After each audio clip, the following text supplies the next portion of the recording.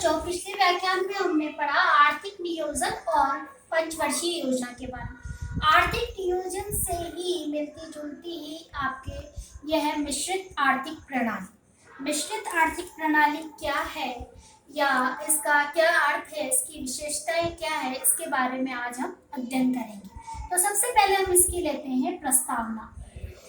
जैसा कि आप जानते हैं कि भारत के समक्ष आजादी के पश्चात भारी आर्थिक चुनौतियां उपस्थित हुई। आर्थिक दृष्टि से भारत एक पिछड़ा हुआ देश था। औपनिवेशिक शासन के अंतर्गत भारत का आर्थिक शोषण हुआ, कृषि क्षेत्र अत्यधिक शोषण का शिकार हुआ, बढ़ती जनसंख्या के अनुपात में आर्थिक विकास नहीं हो सका और उद्योगों की स्थिति भी कोई संतोषजनक नहीं थी। भारत के विभाजन ने भी अनेक समस्याओं को जन्म दिया। जब भारत को आजादी मिली तो आर्थिक खोखलेपन के अतिरिक्त कुछ नहीं मिला। जैसा कि मैंने आपको पिछले व्याख्यान में भी बताया कि कई प्राचीन काल में जो भारत सोने की चिड़िया कहलाता था, उसे अंग्रेजों ने आर्थिक दृष्टि से पिछड़ा दिया। यानी कहने का अभिप्राय है कि यहाँ का धन वो विदेश ले गए। वो किस रूप में ले गए वो मैंने आपको बताया कि धन निष्कासन के रूप में। यहाँ के उद्योग धंधों को उन्होंने नष्ट कर दिया और यहाँ का जो जितनी भी अतुल धन संपदा थी उनको उन्होंने विदेश पहुंचा दिया। जब भारत को स्वतंत्रता मिली तो एक तरफ हमें खुशी थी, दूसरी तरफ यहाँ पर अनेक समस्याओं का जन्म हुआ और उसी एक समस्या में था आर्थिक जो हमारी प्रणाली है, हमारे जो उद्योग धंधे थे वो नष्ट हो गए थे। उन्हें किस प्रकार भारत को आत्मनिर्भर बना जाए, ये एक बहुत बड़ी समस्या थी। अतः 1947 में भारत के आर्थिक विकास के साथ साथ आर्थिक पुनर्निर्माण की समस्या विकट थी। स्वतंत्रता आंदोलन धीरे धीरे एक जन आंदोलन में बदल गया। देश के सभी वर्गों का इसमें उल्लेखनीय योगदान रहा। किसान, मजदूर, गरीब, पिछड़े व दलित वर्गों के जीवन यापन हेतु उत्थान हेतु एक उपयुक्त प्रजातांत्रिक आर्थिक प्रणाली कायम करना एक चुनौती भरा कार्य था। एक ऐसी अर्थव्यवस्था जिसका मानवीय चेहरा हो, यह एक ऐतिहासिक आवश्यकता थी। भारत के आर्थिक संसाधनों पर उन वर्गों का एकाधिपत्य था जिनका सामाजिक चरित्र ही नहीं बल्कि राष्ट्रीय चरित्र भी संदिग्ध था। अधिकांश कृषि भूमि का स्वामित्व जमींदारों, जागीरदारों अथवा सूदखोरों को प्राप्त था, जिसमें अधिक संख्या लोग ब्रिटिश साम्राज्यवाद के पक्षधर थे। आजादी के बाद उनका एकदम हृदय परिवर्तन करना संभव नहीं था। औद्योगिक क्षेत्र में पूंजीवादी व्यवस्था प्रचलित थी। देश में औद्योगिक विकास ब्रिटिश साम्राज्यवाद द्वारा विभिन्न प्रकार से नियंत्रित था। उद्योगों में विदेशी तकनीकी एवं पूंजी का बोलबाला था। कांग्रेस में प्रजातांत्रिक मूल्यों का पर्याप्त विकास हुआ। कांग्रेस ने 1928 में आर्थिक शोध विभाग की स्थापना की। 1931 के कराची सम्मेलन में कांग्रेस ने भविष्य की अर्थव्यवस्था के ढांचे पर विस्तार पूर्वक विचार किया। अनेक प्रस्ताव भी इस संदर्भ में पास हुए। जवाहरलाल नेहरू समाजवादी विचारधारा से प्रभावित थे, किंतु वे आर्थिक संसाधनों के पूर्ण राष्ट्रीयकरण के पक्ष में नहीं थे। साथ में ये भी विचारणीय प्रश्न था कि आर्थिक संसाधनों का सामाजिकरण किस प्रकार हो। अतः आजादी के बाद मिश्रित आर्थिक प्रणाली को उपयुक्त समझा गया। मिश्रित आर्थिक प्रणाली के प्रारंभिक परिणाम सामाजिक व राष्ट्रीय हित में रहे। सरकार ने सार्वजनिक क्षेत्र के विकास पर विशेष ध्यान दिया। यहाँ पर हमने इसकी प्रस्तावना पढ़ी। अब हमें आते हैं कि इसका मिश्रित अर्थ जो आर्थिक प्रणाली है या जो अर्थव्यवस्था है उसका अर्थ क्या है। स्वतंत्रता के पश्चात भारत में अपनाई गई आर्थिक प्रणाली को मिश्रित अर्थव्यवस्था अथवा मिश्रित आर्थिक प्रणाली के नाम से जाना जाता है। प्रथम प्रधानमंत्री जवाहरलाल नेहरू इसका जनक एवं निर्माता माना जाता है। यहाँ पे प्रश्न एक बनता है कि मिश्रित अर्थव्यवस्था या मिश्रित आर्थिक प्रणाली का जनक किसे कहा गया है। तो जो प्रथम हमारे प्रधानमंत्री थे पंडित जवाहरलाल नेहरू को इसका जनक एवं निर्माता माना गया है। स्वतंत्र भारत की सरकार को मिश्रित अर्थव्यवस्था आरंभ करने का श्रेय दिया जाना उचित है। आजादी के पूर्व भी कांग्रेस के अंदर ये मत उभर कर आया कि आजादी के पश्चात ऐसी अर्थव्यवस्था का जन्म दिया जाए जो राष्ट्र व समाज के हित में हो। कांग्रेस कोई क्रांतिकारी संगठन नहीं था। एवं बलपूर्वक व्यवस्था परिवर्तन के पक्ष में नहीं था। शांतिपूर्ण तरीकों से परिवर्तन के पक्ष में कांग्रेस की नीतियां बनी और क्रियान्वित हुई। 1928 में कांग्रेस के आर्थिक शोध विभाग की स्थापना इलाहाबाद में हुई, जिसमें ऑक्सफोर्ड विश्वविद्यालय के स्नातक बैंकर अली को शोध अधिकारी नियुक्त किया गया था। इलाहाबाद स्थित कांग्रेस मुख्यालय में इस विभाग को स्थापित किया गया। इस विभाग के माध्यम से जहां एक ओर ब्रिटिश साम्राज्यवाद से उपजी आर्थिक समस्याओं को उजागर करना था, वहीं दूसरी ओर इनके निराकरण हेतु सुझाव भी देना था। राष्ट्र प्रमुख उद्योगों, सेवाओं, खनिज स्रोतों, रेलवे, जल यातायात, जहाजरानी और दूसरी यातायात के साधनों पर नियंत्रण रखना। 1938 में जवाहरलाल नेहरू के नेतृत्व में गठित राष्ट्रीय योजना आयोग ने भी सार्वजनिक क्षेत्र के विकास पर बहुत जोर दिया। आत्मनिर्भरता प्राप्त करने हेतु निजी क्षेत्र के साथ साथ सार्वजनिक क्षेत्र के विकास को अधिक महत्वपूर्ण माना गया। सार्वजनिक क्षेत्र के समर्थन में कांग्रेस व आमजन ही नहीं थे, बल्कि पूंजीपति स्वयं भी इसका समर्थन करते थे। आजादी के पूर्व 1945 में भारत के उद्योगपतियों ने देश के आर्थिक विकास हेतु एक योजना प्रस्तुत की, जिसे बॉम्बे योजना के नाम से जाना जाता है। इसमें सार्वजनिक क्षेत्र के विकास पर इन अर्थों में जोर दिया गया था कि बुनियादी उद्योग एवं औद्योगिक ढांचागत संरचना का कार्य सार्वजनिक क्षेत्र के अंतर्गत ही होना चाहिए। अतः स्वतंत्रता के पूर्व ही मिश्रित अर्थव्यवस्था का एक मोटा प्रारूप अस्तित्व में आ चुका था। मैं आपको यहाँ पे मिश्रित अर्थव्यवस्था का सरल शब्दों में अर्थ समझाना चाहूँगी कि एक ऐसी व्यवस्था जिसमें सार्वजनिक और निजी क्षेत्र दोनों ही मिलकर काम करें। स्वतंत्रता के पश्चात नेहरू की अध्यक्षता में गठित आर्थिक कार्यगण समिति ने अपनी अनुशंसाओं में मिश्रित अर्थव्यवस्था को अपनाने की बात कही। इस समय यह भी स्पष्ट कर दिया गया कि राष्ट्रीय हित के किसी भी उपक्रम का राष्ट्रीयकरण किया जा सकता है। प्राथमिकता के क्रम में कुछ विषय सार्वजनिक क्षेत्र के लिए सुरक्षित किए गए। नेहरू समाजवादी नेता माने जाते थे। इससे पूंजीपतियों में यह आशंका व्याप्त हो गई कि उनके उपक्रमों का राष्ट्रीयकरण न कर दिया जाए। अतः 1947 में पूंजीपतियों ने विरोध आरंभ कर दिया। ये एक भ्रम मात्र ही सिद्ध हुआ। नेहरू जी अथवा कांग्रेस का उद्देश्य पूंजीवादी अर्थव्यवस्था को समाप्त करना था। सार्वजनिक क्षेत्र के विकास का मूल उद्देश्य निजी आर्थिक क्षेत्र को आधारभूत सुविधाएं उपलब्ध करवाना था। सही अर्थों में देखा जाए तो सार्वजनिक क्षेत्र का निर्माण और विकास भारत में पूंजीवाद के बढ़ावे के लिए ही किया गया। किसी भी पूंजीपति घराने के पास इतना ही धन नहीं था कि वह अपने स्तर पर बुनियादी उद्योग व औद्योगिक ढांचागत सुविधाओं का विकास अपने स्तर पर कर सके। 1948 की औद्योगिक नीति में निजी क्षेत्र अथवा पूंजीपतियों को आश्वस्त किया गया कि सार्वजनिक व निजी क्षेत्र दोनों का समान महत्व रहेगा। दोनों के मध्य कोई अंतर विरोध नहीं है। इन्हें एक दूसरे का बाधक नहीं बल्कि सहायक और पूरक माना गया।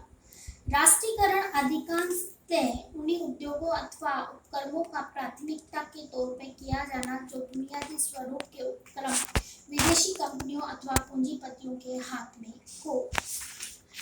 मिश्रित अर्थव्यवस्था को अमली जामा पहनाने के लिए 1950 में ही जवाहरलाल नेहरू की अध्यक्षता में योजना आयोग स्थापित हुआ, जैसा कि मैंने आपको पिछले व्याख्यान में बताया। अतः मिश्रित अर्थव्यवस्था का विकास आयोजित व नियोजित तरीके से आरंभ 1950 में हुआ। प्रथम पंचवर्षीय योजना 1951-56 में मिश्रित अर्थव्यवस्था को साकार रूप प्रदान किया गया। प्रथम योजना काल के दौरान दिसंबर 1954 में भारतीय संसद ने समाजवादी प्रणाली को अपना आर्थिक व सामाजिक उद्देश्य माना। इसमें इस बात पर अधिक जोर दिया गया कि भारत के आर्थिक विकास का एक स्पष्ट सामाजिक और मानवीय चेहरा हो और निजी क्षेत्र इसमें कहीं बाधक नहीं था। सार्वजनिक क्षेत्र को विकसित करने के लिए इसके पीछे कई उद्देश्य थे कि देश के आर्थिक व औद्योगिक विकास हेतु आधारभूत ढांचा व सुविधाएं विकसित करना, निजी क्षेत्र का तीव्र विकास करना, रोजगार के अधिकाधिक अवसर सर्जित करना, राष्ट्र को आर्थिक आत्मनिर्भरता प्रदान करना, कृषि और उद्योग के मध्य संतुलित स्थापित करना, निजी क्षेत्र के विकास हेतु मॉडल अथवा आदर्श के रूप में कार्य करना, नागरिकों को उपयुक्त सेवाएं उपलब्ध करवाना, समाजवाद की अवधारणाओं को साकार रूप प्रदान करना। यदि सारांश कहें तो स्वतंत्रता के पश्चात राष्ट्र की आंतरिक व्यवहारिक स्थितियों के अनुकूल जो अर्थव्यवस्था स्थापित हुई वही मिश्रित अर्थव्यवस्था कहलाई। अतः भारतीय अर्थव्यवस्था की एक विशेषता मिश्रित अर्थव्यवस्था का होना है। सही अर्थों में स्वतंत्रता के बाद एक व्यापक सार्वजनिक क्षेत्र के विकास ने उसे रूप ये प्रदान किया कि अर्थशास्त्रियों का इस संदर्भ में ये कहना भी कोई भी अर्थव्यवस्था अमिश्रित नहीं होती एवं राज्य का आर्थिक क्षेत्र में हस्तक्षेप बना रहता है। अब हम इसकी विशेषता पे आते हैं कि मिश्रित अर्थव्यवस्था की विशेषता क्या है। जैसा कि एक विशेषता आपको मैंने इसके अर्थ में बता दी कि यह व्यवस्था मिली जुली है, इसमें सार्वजनिक एवं निजी क्षेत्र दोनों का मिश्रण है और दोनों पे सरकार का नियंत्रण है। तो पहली जो इसकी विशेषता जो है वो है उत्पादन का सामाजिक व राष्ट्रीय स्वरूप। मिश्रित अर्थव्यवस्था के मध्य सामाजिक और राष्ट्रीय आवश्यकता को पूरा करने का प्रयास किया गया, राष्ट्र को आत्मनिर्भर बनाने व सामाजिक असमानताओं को मिटाने का प्रयास किया गया। और दूसरी जो इसकी जो विशेषता है वो है कि विशाल सार्वजनिक क्षेत्र। मिश्रित अर्थव्यवस्था को साकार रूप विशाल सार्वजनिक क्षेत्र के विकास के माध्यम से दिया गया। निजी क्षेत्र तो पहले से ही मौजूद था, किंतु सार्वजनिक क्षेत्र आर्थिक क्षेत्र में लगभग नगण्य था। 1951 में आर्थिक नियोजन की शुरुआत के समय औद्योगिक क्षेत्र में मात्र 5 इकाइयां सार्वजनिक क्षेत्र के अंतर्गत थी, जिनमें केवल 29 करोड़ रुपए की पूंजी लगी हुई थी।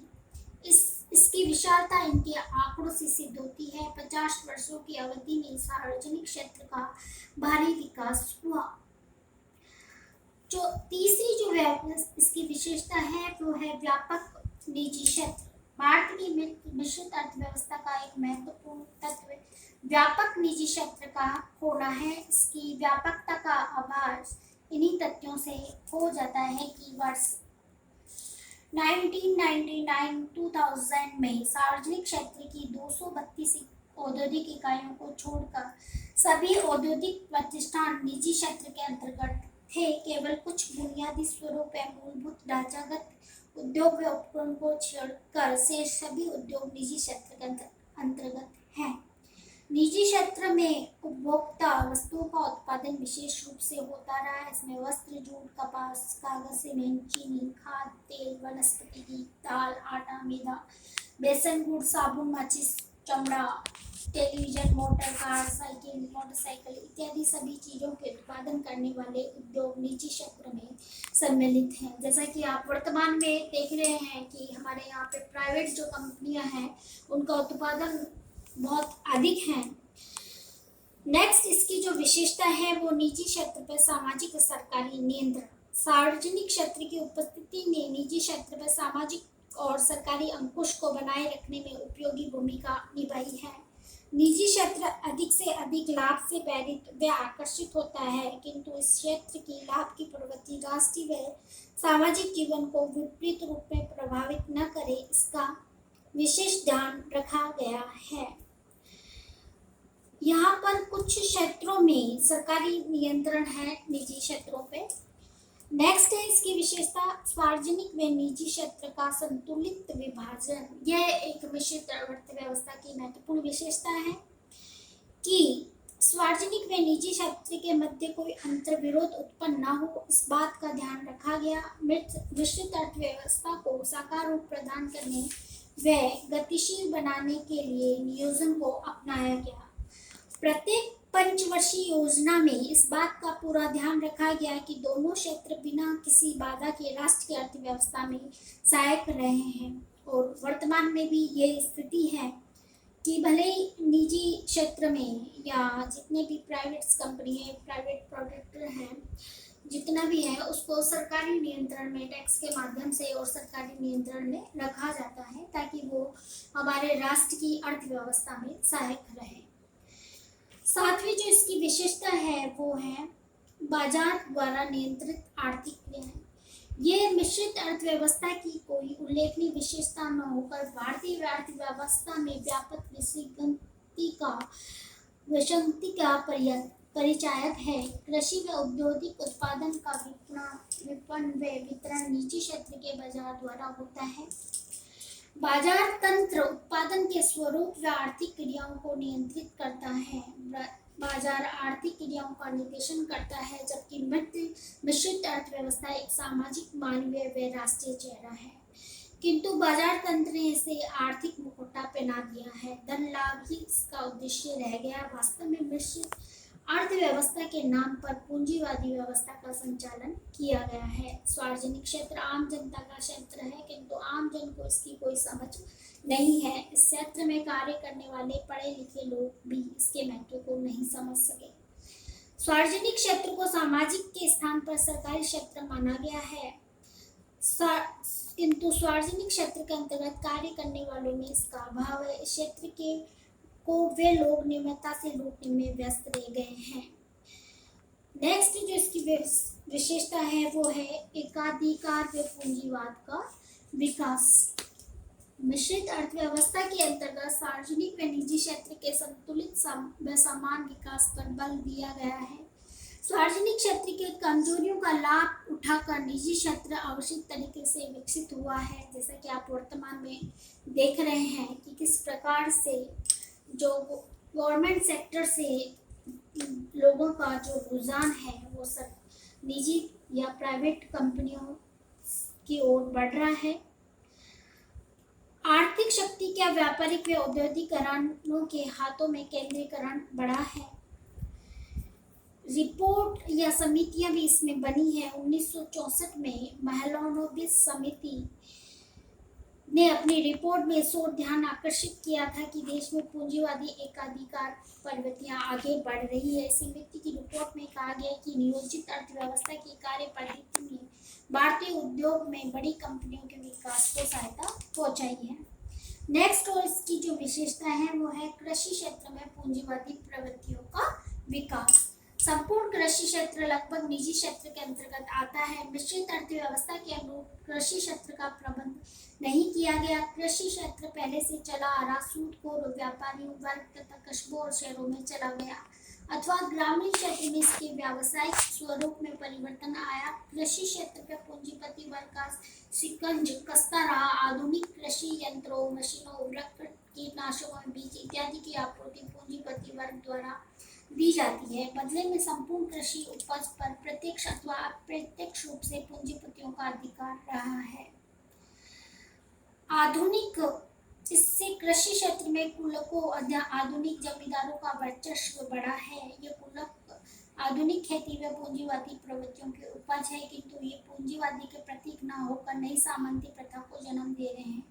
पूंजीवादी बाजार तंत्र इन कुलकों को अपने वश में रखने में सफल रहा है। कृषि क्षेत्र के उत्पादन व विपणन में पूंजीवादी संबंध प्रमुख रूप से उभरे हैं। प्रारंभ में भारत की मिश्रित आर्थिक प्रणाली को भारी जन समर्थन मिला। इसका कारण भारत में व्याप्त आर्थिक पिछड़ापन और असमानता का होना था। राष्ट्रवादी अर्थव्यवस्था की स्थापना का साधन मिश्रित आर्थिक प्रणाली को बनाया गया। इससे विकासशील देशों में एक उपयुक्त आर्थिक प्रणाली के रूप में स्वीकार किया गया। ये एक मध्यमार्गी प्रणाली जिसमें कम लागत द्वारा उपयुक्त विकास दर हासिल की जा सकती थी, जिसका स्वरूप पूर्ण राष्ट्रीय होता था और अंतर्राष्ट्रीय स्तर पर होने वाली आर्थिक उतार चढ़ावों से अधिक प्रभावित नहीं होती थी। निजी क्षेत्र को इसमें फल फूलने का पर्याप्त अवसर मिलता था। इस प्रकार इसे भारत के संदर्भ में उपयुक्त प्रणाली स्वीकार किया गया। ये निर्बाध रूप से कहा जा सकता है कि मिश्रित आर्थिक प्रणाली को अपनाकर भारत के आर्थिक विकास की बाधाओं को काफी तक विजय प्राप्त की है। मिश्रित आर्थिक प्रणाली समाजवादी व्यवस्था में परिवर्तित हो जाएगी। मिश्रित अर्थव्यवस्था पूंजीवाद को समाप्ति नहीं करती, बल्कि उस पर कई प्रकार के नियंत्रण व संतुलित स्थापित करती है, जिससे कि वह निरंकुश न होकर वे समाजवादी राष्ट्र विरोधी गतिविधियों में सम्मिलित नहीं हो जाए। किंतु 1985-86 से आरंभ किया गया उदारीकरण मिश्रित अर्थव्यवस्था के सिद्धांत व्यवहार को अप्रभावित करता हुआ नजर आया। अतः मिश्रित अर्थव्यवस्था अंतर्राष्ट्रीय परिदृश्य में पिछड़े भारत की आवश्यकता है। यहाँ आपको मैंने मिश्रित आर्थिक प्रणाली या मिश्रित अर्थव्यवस्था कह दीजिए, उसकी प्रस्तावना कि ये व्यवस्था हमने क्यों अपनाई, इसके क्या कारण थे, इसका अर्थ क्या है। तो अर्थ मिली जुली व्यवस्था, पूंजीवादी यानी सार्वजनिक और निजी क्षेत्र का मिश्रण। इसकी विशेषताएं कि इसमें क्या विशेषताएं हैं, और इसकी जो लास्ट है उसकी हमने यहाँ पर समीक्षा पढ़ी। धन्यवाद बच्चों।